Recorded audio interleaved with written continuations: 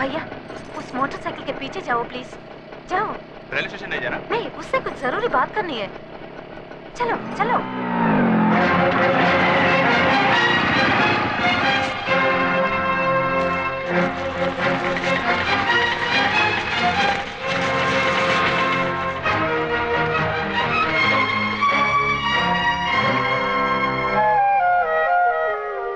Please wait.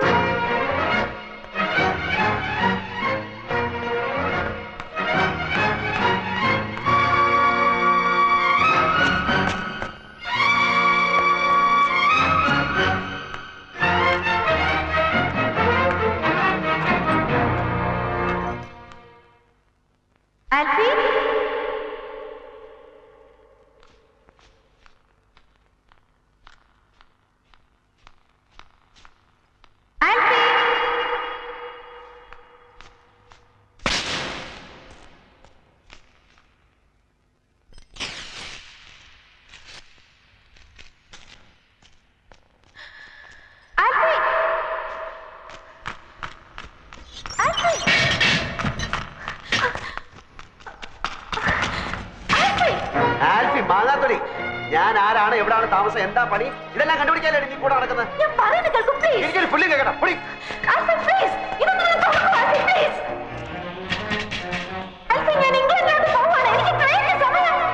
പിന്നെ ഇംഗ്ലണ്ടിലോട്ട് ട്രെയിനിലല്ലേ പോണേ? കുറെ നാളായിട്ട് ഞാൻ കേൾക്കുന്നു നീ പോന്നോ പോന്നു. ഇനി അത് പറഞ്ഞ് നീ എന്നെ പറ്റിക്കണ്ട. ഒരു CBI വന്നിരിക്കുന്നു, അവിടെ കിടക്ക ഒരു പട്ടി നിന്നെ തുറന്നുവില്ല.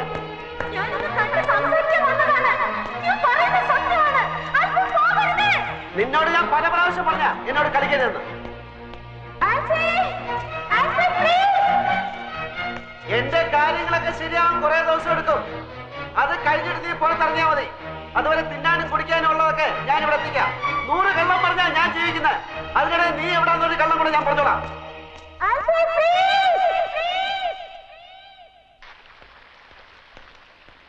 ഹലോ, നിങ്ങളുടെ മോളില്ലേ? എന്താ ജീവിയുടെ പേര്? ലേഹ. അവള് പോയി. എങ്ങോട്ട്? അവള് ഇംഗ്ലണ്ടിൽ പോയി. കാലത്തെ ട്രെയിനിൽ ബോംബെക്ക്. വെളുപ്പിന് അവിടെ നിന്ന് ഫ്ലൈറ്റ് ഉണ്ട്. മറ്റന്നാ അവിടെ എത്തിച്ചേരണമെന്ന ലാസ്റ്റ് ഡേറ്റാ. നിനക്ക് സമാധാനായില്ലേ? ഇനി അവളെ കൊണ്ടൊരു ശല്യം നിനക്കുണ്ടാവില്ല. പിന്നെ അവള് നിന്നെ അന്വേഷിച്ചു. പോകുന്നതിന് മുമ്പ് നിന്നെ കണ്ടെന്തോ പറയണമെന്ന് പറഞ്ഞു. സാധിക്കാത്തതുകൊണ്ട് ദാ ഈ കത്ത് തന്നു. അപ്പുക്കുട്ടൻ എന്ന ആൽഫിക്ക് ഏതോ ചില ചുറ്റുപാടുകളിൽ ആൽഫിയായി പോയതാണ്. ചില നിവൃത്തികേടുകൾ കൊണ്ട് ആൽഫിയായി തുടരുകയാണ്. അത്രയും എനിക്ക് മനസ്സിലായി. ചന്ദ്രയോട് സംസാരിച്ചത് ഞാൻ കേട്ടു. പിന്നെ അപ്പു ഒരിക്കലും ചന്ദ്രയെയോ ചന്ദ്രയുടെ കുടുംബത്തെയോ ഉപദ്രവിക്കില്ലെന്നും അപ്പുവിന് വലിയൊരു മനസ്സുണ്ടെന്നും കൂടി ഞാൻ കണ്ടു, അറിഞ്ഞു. എന്നെ കൊണ്ടുണ്ടായ ഉപദ്രവങ്ങൾക്ക് മാപ്പ്. എല്ലാം കഴിഞ്ഞ് എവിടേക്കെങ്കിലും പോകുമ്പോൾ ആരോടെങ്കിലും എവിടെ ഉണ്ടാവും എന്നൊന്ന് പറഞ്ഞിട്ട് പോണം. ഞാൻ മടങ്ങി വരുമ്പോൾ എനിക്കൊന്ന് വന്ന് കാണാനാ. വെറുതെ. ഒരിക്കൽ കൂടി മാപ്പ്.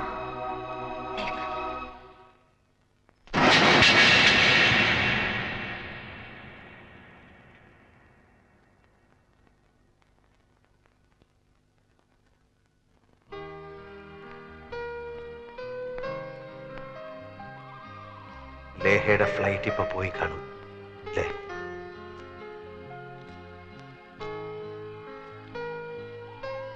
അറിയാം. വലിയൊരു മോഹവും അതോടൊപ്പം പോയി. ഞാനൊരു ഒന്നാന്തരം കള്ളനാണ്. അന്തസ്സും ആഭിജാത്യമുള്ള ഒരു കുടുംബത്തിലാണ് പിറന്നത്. പിന്നെ ഇങ്ങനായിപ്പോയി. ജീവിക്കാൻ വേണ്ടി ചെറിയൊരു കള്ളം പറഞ്ഞാൽ തുടങ്ങിയത്. പിന്നെ അത് പിടിച്ചു നിർത്താൻ വേറൊന്ന്, പിന്നെ അത് പൊളിയാതിരിക്കാൻ വേറൊന്ന്. അങ്ങനെ കള്ളത്തരങ്ങളുടെ ഒരു കൂമ്പാരത്തിന്റെ മുകളിലാണ് ഞാനിപ്പോൾ നിൽക്കുന്നത്. ഒന്ന് പൊളിഞ്ഞാൽ മതി, പിന്നെ പടപടാന്ന് പൊളിഞ്ഞു വീഴും. ജാതകത്തിന്റെ ബലമോ ദൈവാനുഗ്രഹമോ എന്തുകൊണ്ടോ ഇതുവരെ പിടിച്ചു നിന്നു. ഒരു വശത്ത് ദൈവത്തിന്റെ രൂപത്തിൽ ചന്ദ്രയും വർമ്മസാറിനെയും പോലെ ചിലര്, മറുവശത്ത് ചെകുത്താന്റെ രൂപത്തിൽ നിന്നെ ആ സത്യപാലനെയും പോലെ ചിലര്. ദൈവങ്ങളുടെയും ചെകുത്താന്റെയും ഇടയിൽ കിടന്ന് ചക്രശ്വാസം വലിക്കുന്ന ഞാൻ. ആ വെപ്രാളത്തെ പറ്റിപ്പോയ ഒരു അബദ്ധമാണിത്. പലരോടും പല കൊച്ചു കൊച്ചു ദ്രോഹങ്ങൾ ഞാൻ ചെയ്തിട്ടുണ്ട്.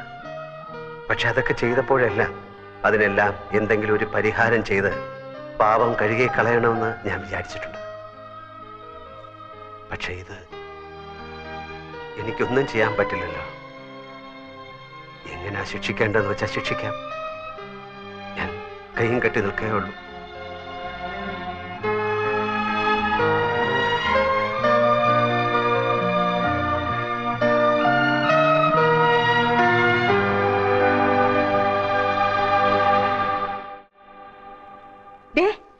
ഇത് കണ്ടോ? രാജ്യം വിട്ടുപോയ പെണ്ണ് ദാ വന്നിരിക്കുന്നു. എന്തു പറ്റി കുട്ടി? ഞാൻ പോകുന്നില്ല. എനിക്ക് പോവാൻ തോന്നുന്നില്ല. ചന്ദ്ര ഇങ്ങനെ കിടക്കുമ്പോ ഞാനും ഇവിടെ വേണമെന്ന് എനിക്ക് തോന്നി. എനിക്കറിയാം, അവക്ക് അങ്ങനെ തോന്നും. അവളും പപ്പയുടെ മോളല്ലേ. Good decision. 1 വർഷം പഠിപ്പ് പോകുന്നേ ഉള്ളൂ. വേണമെന്ന് തോന്നി ഇനി അപ്ലൈ ചെയ്യാം. പക്ഷേ ഉടനെ യൂണിവേഴ്സിറ്റി പോയി എഴുതി കൊടുക്കണം. വെറുതെ സ്കോളർഷിപ്പ് എന്തിനാ കളയുന്നത്?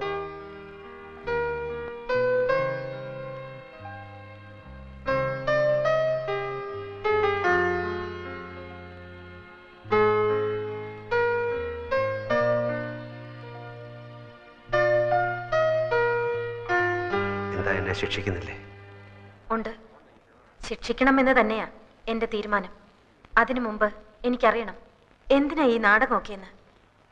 സൗകര്യമുണ്ടെങ്കിൽ പറഞ്ഞാ മതി.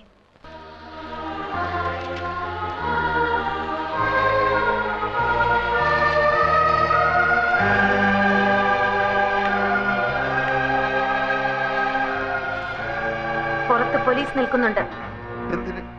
കുറെ ആൽഫിമാരെ അറസ്റ്റ് ചെയ്യാൻ. തന്റെ സുഹൃത്ത് അപ്പുക്കുട്ടനും ഇത് തന്നെയാ പറഞ്ഞത്. അയാളും ഉണ്ട് പുറത്ത്. അന്തസ്സുള്ള ഓഫീസായത്. ഇതിനകത്ത് പോലീസുകാർ കയറി MD അറസ്റ്റ് ചെയ്തെന്നറിഞ്ഞാൽ ഞങ്ങൾക്ക് അതിന്റെ നാണക്കേട്. അതുകൊണ്ടാ ഞാൻ അവരെ പുറത്ത് നിർത്തിയത്. മനുഷ്യന് അത്യാർത്ഥി പാടില്ല അല്ലേ? താൻ വരുന്നുണ്ടോ അതോ ഞാൻ അവരെ ഇങ്ങോട്ട് വിളിക്കണോ? വേണ്ട, നമ്മൾ വരാം. പോലീസ് ഇങ്ങോട്ട് വന്നാൽ ഈ ആഫീസിലുള്ള എല്ലാവരും കൂടി നമ്മളെ എടുത്തിട്ട് ഇടിക്കും. ഈ തിങ്ങളെ അടി നമ്മൾ നേരത്തെ കണ്ടിട്ടുള്ളതാ. മാമാനെ അടിച്ചിട്ട് മാമാന്റെ എല്ലിന്റെ എണ്ണം കൂടി പല്ലിന്റെ എണ്ണം കുറഞ്ഞ്. എന്നാ വാ. എവിടെ പോലീസ്? എവിടെ പോലീസ്? പോലീസില്ല, ഇവിടെ കള്ളന്മാരേ ഉള്ളൂ. ഇത് അരക്കള്ളൻ, ഇത് മുക്കാക്കള്ളൻ, ഇത് മുഴുക്കള്ളൻ. ഇവരെന്താ ഒരുമാതിരി ശവം പോലെ നിൽക്കുന്നത്? ഞാനൊന്ന് വരട്ടി. പുറത്ത് പോലീസ് നിൽക്കുന്നു പറഞ്ഞു. അത് ശരി. പോലീസും പട്ടാളൊന്നുമില്ല, ഞങ്ങൾ നിന്റെ കല്യാണം നടത്താൻ വന്നതാ. വീരാനിക്ക് എണീറ്റ് നടക്കുന്നതിന് മുമ്പ് നടത്തിയില്ലെങ്കിലേ അവളുടെ നിക്കാഹും നിന്റെ മയ്യത്തും അന്ന് ഞാൻ പറഞ്ഞ പോലെ നടക്കൂ. രജിസ്റ്റർ ഓഫീസിൽ പോയി നീ മൈമേനും കൂടി ഇന്ന് ആപ്ലിക്കേഷൻ ഒപ്പിട്ട് കൊടുക്കണം. ആർക്കെങ്കിലും എതിർപ്പുണ്ടോന്ന് അറിയാൻ അവർ ഒരാഴ്ച ആ നോട്ടീസ് ബോർഡിടും. വീരാനിക്ക് ആശുപത്രി കിടക്കുന്നുണ്ട്, അത് കാണൂല. അത് കഴിഞ്ഞാൽ കല്യാണം. സാക്ഷി ഒന്ന് ഡോക്ടർ മേനോൻ, 2 ലേഹ പോരെ. ഇവിടെ നമ്മളെ ശത്രു അല്ലേ? ഇടാ അതൊക്കെ പണ്ട്. ഇപ്പൊ പടച്ചോന്റെ പുതിയ രൂപ. ആൽഫിക്ക് കുറച്ചാളോട് ആയുസ് നീട്ടി കിട്ടി. എവിടേക്ക് പോണെന്നാ പറഞ്ഞേ? യൂണിവേഴ്സിറ്റി വരെ. രാത്രിയിലത്തെ ട്രെയിനിന് ടിക്കറ്റ് എടുത്തിട്ടുണ്ട്. ഒരാഴ്ച കഴിഞ്ഞേ വരൂ. അപ്പോഴേക്കും ലോൺ കിട്ടില്ലേ? എന്നിട്ട് വേണം നമുക്ക് ഈ കള്ള കഥകൾ അവസാനിപ്പിക്കാൻ.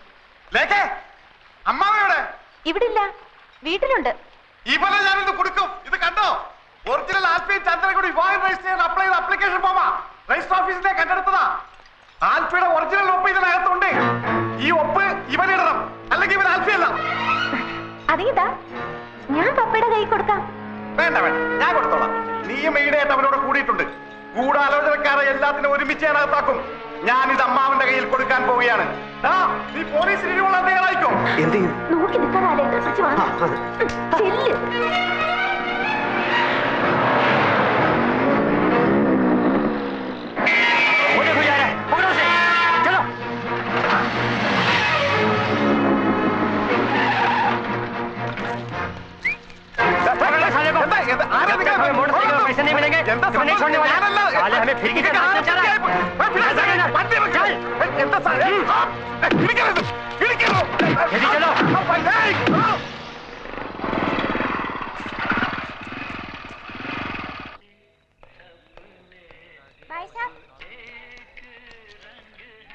ചിട്ടി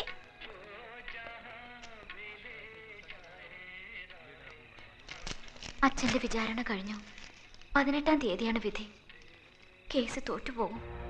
കുറഞ്ഞത് 6 വർഷം തടവെങ്കിലും വിധിക്കും എന്നാണ് നമ്മുടെ വക്കീല് പറയുന്നത്. അല്ലെങ്കിൽ ഇതുവരെയുള്ള പലിശയും ചേർത്ത് 7 ലക്ഷം രൂപയോളം കൊടുത്താ ഒത്തുതീർപ്പാക്കി തരാമെന്ന്. എവിടുന്ന് കൊടുക്കാനാ അത്രയും പണം?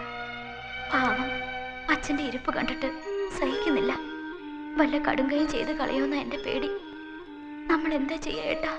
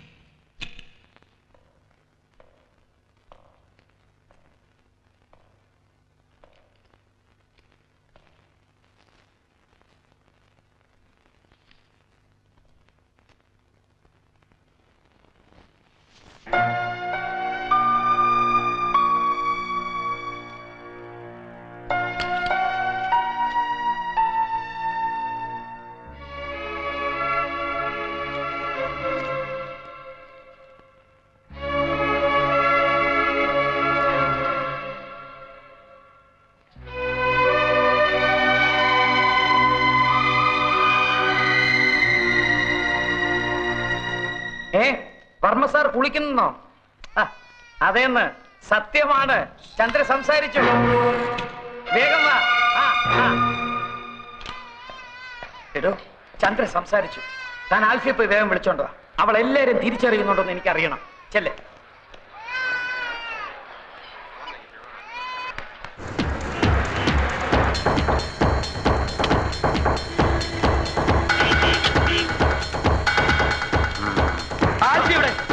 അവിടെ ഉണ്ട്. ഇവിടെ ആരെയും കാണാനില്ലല്ലോ. എവിടെ ആൽഫി? ഇതല്ലേ ആൽഫി? അയ്യോ, പറഞ്ഞതുപോലെ ഇയാൾ തന്നെയാണല്ലോ ആൽഫി. വെളിച്ചത്ത് കയറി വന്നപ്പോ എനിക്ക് പെട്ടെന്ന് കണ്ടുപിടിച്ചില്ല. ഞങ്ങൾക്ക് കുറച്ച് ഫാമിലി മാറ്റേഴ്സ് സംസാരിക്കാൻ. ഇയാൾ പുറത്തു പോകും. താനേതാ? നമ്മൾ ഇവിടുത്തെ ആൽഫി. അപ്പൊ അവിടെ അപ്പുകുട്ടൻ ആൽഫി. ഇവിടെ ഒരു ആൽഫി, അവിടെ ഒരു ആൽഫി, അപ്പുകുട്ടൻ ആൽഫി, എല്ലാം കൂടെ എത്ര എണ്ണണ്ടടാ? ഏതാടാ നീ? 100 പേരോ? അതെ, 100 പേര്. ബാക്കി 98 എവിടെയാടാ? നീയൊക്കെ കൂടെ എന്തൊക്കെ തെമ്മാടിത്തരടാ കാട്ടി വെച്ചിരിക്കണേ? എല്ലാം പുറത്താവാൻ പോവാ. ചന്ദ്ര സംസാരിച്ചു.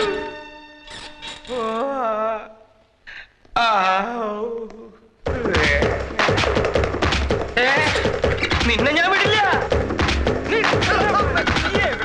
ഓടിപ്പോണ ആൽഫി എവിടെ? ബാങ്കിൽ പോയിരിക്കാന്നാ പറഞ്ഞേ. എന്തിന്? അങ്ങനെ നീ അങ്ങനെ ഒറ്റയ്ക്ക് രക്ഷപ്പെടാൻ നോക്കണ്ട. തൂങ്ങുമ്പോ നമുക്ക് ഒരുമിച്ച് തൂങ്ങടാ.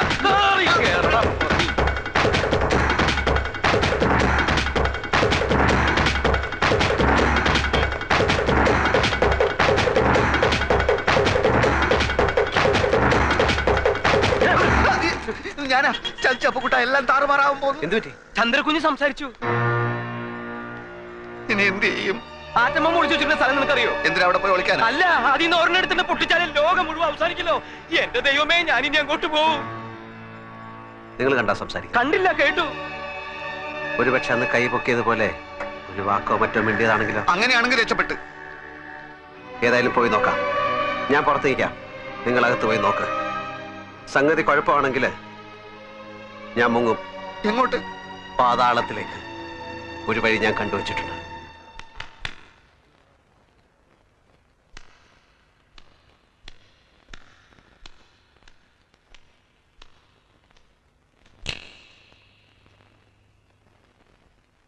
ഇവരൊക്കെ ആരാണെന്ന് മനസ്സിലാകുന്നുണ്ടോ? വല്യമ്മ,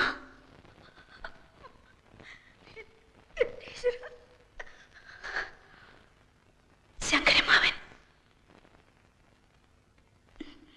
വേണുട്ടൻ. ദാ അതാരാണെന്ന് മനസ്സിലായോ?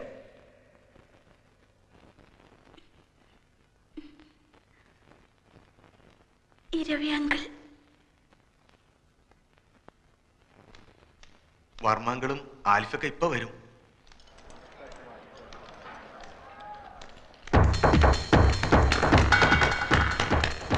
ഓടിക്കോ മോനെ, ഓടിക്കോ. അവളെല്ലാം തത്ത പറയണ പോലെ പറയണു. മോളെ കണ്ടില്ലേ? എനിക്കറിയാം, എക്സൈറ്റ്മെന്റ് കൊണ്ട് അവളെ കാണാൻ ബുദ്ധിമുട്ടുണ്ടാവും. എന്റെയും പ്രശ്നം അത് തന്നെയാ. വന്നാട്ടെ വന്നാട്ടെ.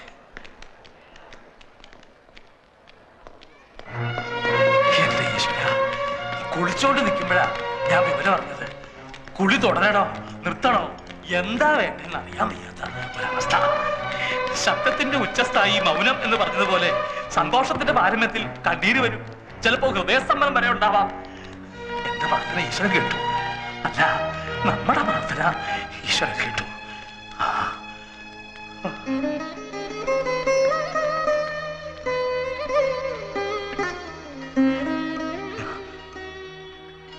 എന്തോരം നേർച്ചകളാണ് നടന്നത്. മതി, അച്ഛനത് മതി. കുറുപ്പേ, എന്തോ ഇന്ന് തന്നെ ചന്ദ്രയുടെ ആൽഫയുടെ പേരിൽ എല്ലാ ക്ഷേത്രങ്ങളും വഴിപാട് നടത്തണം. ഇപ്പൊ കാലുകൾക്ക് മാത്രമേ തളർച്ചയുള്ളൂ. Otherwise she's fine. ഇത് നോക്കിയേ, ആരാന്ന്?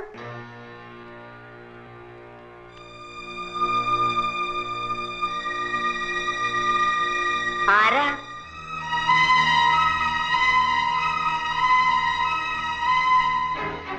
ആൽഫി.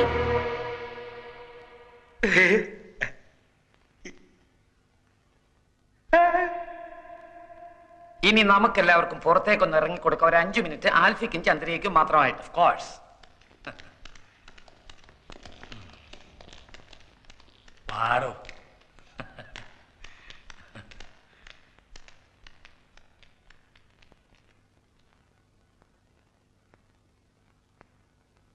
എന്തിനാ എന്നെ രക്ഷിച്ച്?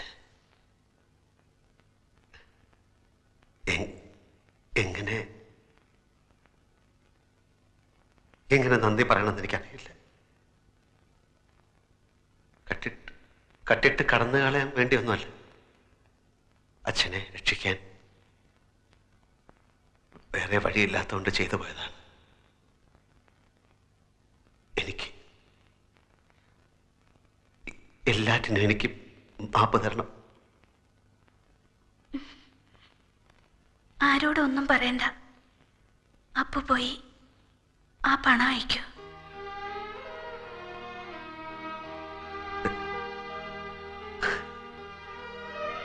മറക്കില്ല ഞാൻ.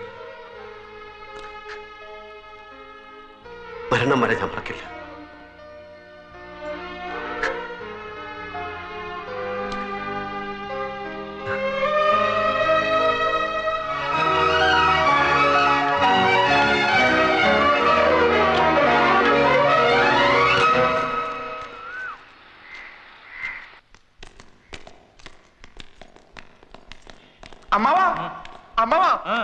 ഞാനൊരു സത്യം പറയാൻ പോവാണ്.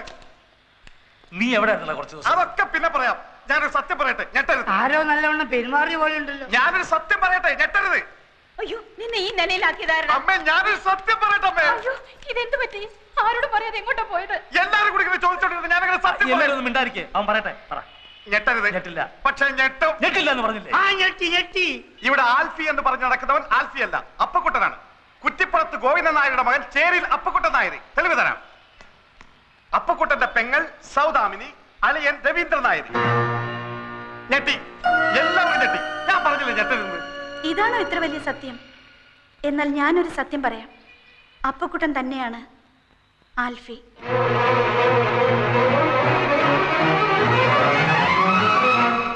എന്താ മോളെ നീ പറയുന്നത്? അത് അപ്പുവാണ്, അപ്പക്കുട്ടൻ. എല്ലാരും കൂടെ പാവത്തിന് പിടിച്ച് ആൽഫി ആക്കിയതാ. ഇരവി, എന്താണ് കേൾക്കുന്നത്? ഒന്നും മനഃപൂർവ്വമായിരുന്നില്ല, സംഭവിച്ചു പോയതാ ഓരോരോ ചുറ്റുപാടില്. നടന്നതൊക്കെ ശരിയോ തെറ്റോ എന്ന് നോക്കിയിട്ട് ഇനി കാര്യമില്ല. ഹരിച്ചു നോക്കിയാലും ഗുണിച്ചു നോക്കിയാലും ലാഭല്ലേ ഉള്ളൂ. എനിക്കിപ്പോഴും ഒന്നും മനസ്സിലാവണില്ല. അപ്പൊ ആൽഫി എവിടെ? പറയാൻ എനിക്ക് വിഷമമുണ്ട്. പറയാതിരിക്കാൻ കഴിയാത്തത് കൊണ്ട് മാത്രം പറയാ. ലേഖ പറഞ്ഞില്ലേ, നീണ്ട മുടിയുള്ള നീല കണ്ണുള്ള എപ്പോഴും ഒരു കള്ളച്ചിരിയോടെ ധാരാളം തമാശകൾ പറഞ്ഞെന്നെ പൊട്ടിച്ചിരിപ്പിച്ച ചുറുചുറുക്കുള്ള ആൽഫി. മനസ്സ് മുഴുവൻ കൊടുത്ത് ഞാൻ സ്നേഹിച്ച ആൽഫി. വിവാഹത്തിന് തലേന്നാണ് ഞാൻ അറിഞ്ഞത് അയാൾക്കൊരു ഭാര്യയും കുട്ടിയും ഉണ്ടെന്ന്. ചോദിച്ചപ്പോ ഒരു കള്ളച്ചിരിയോടെ അയാൾ എന്നോട് പറഞ്ഞു, ജീവിതം ഒരു വലിയ തമാശയായിട്ടേ അയാൾ കണ്ടിട്ടുള്ളൂ എന്ന്. ആൽഫിയുടെ തമാശകളിൽ ഒന്നായിരുന്നു. ഞാനും വെറുത്തുപോയി. ഞാൻ എന്നെ തന്നെ വെറുത്തുപോയി. നിങ്ങളോടൊക്കെ എന്തു പറയണം, നിങ്ങളെയൊക്കെ എങ്ങനെ നേരിടണം എന്നാലോചിച്ച് തളർന്നപ്പോൾ ആത്മഹത്യ എന്നൊരു വഴി മാത്രമാണ് ഞാൻ മുന്നിൽ കണ്ടത്. അത് അപകടമായിരുന്നില്ല, സ്വയം നശിപ്പിക്കാനുള്ള ശ്രമമായിരുന്നു. ക്ഷമിക്കണം എന്ന് പറയാൻ മാത്രമേ എനിക്കാവൂ. എഴുന്നേക്കാൻ കഴിഞ്ഞിരുന്നെങ്കിൽ അച്ഛന്റെ കാല് കെട്ടിപ്പിടിച്ച് മാപ്പ് ചോദിക്കാമായിരുന്നു. കച്ചവടം ഒന്ന് ശരിയായാല് കിട്ടുന്ന ലാഭം അപ്പ കൊടുത്ത് ചന്ദ്രയുടെ കടം തീർക്കാം. പണം കൊണ്ടുള്ള കടം. പക്ഷെ കടപ്പാട് എങ്ങനെയാ തീർക്കുന്നത്? ഇനി താമസിപ്പിക്കാതെ വർമ്മ സാറിനെ കണ്ടുള്ള വാസ്തവം തുറന്നു പറയണം. അതിനു മുമ്പ് നമുക്കൊരു വലിയ കാര്യം ചെയ്യാനില്ലേ? നമുക്ക് ചന്ദ്രയെ നടത്തിക്കണ്ടേ? വേണം. എന്റെ കൂടെ നിൽക്കൂ. തളർന്നു പോയി എന്ന തോന്നൽ ആദ്യം ചന്ദ്രയുടെ മനസ്സിൽ നിന്ന് മായ്ക്കണം. പോകാൻ കഴിയില്ല എന്ന് വിചാരിക്കുന്നിടത്തെല്ലാം കൊണ്ടുപോകണം. കാണാൻ കഴിയില്ല എന്ന് വിചാരിക്കുന്ന കാര്യങ്ങളൊക്കെ കാണിച്ചു കൊടുക്കണം. ഡൺ? ഡൺ.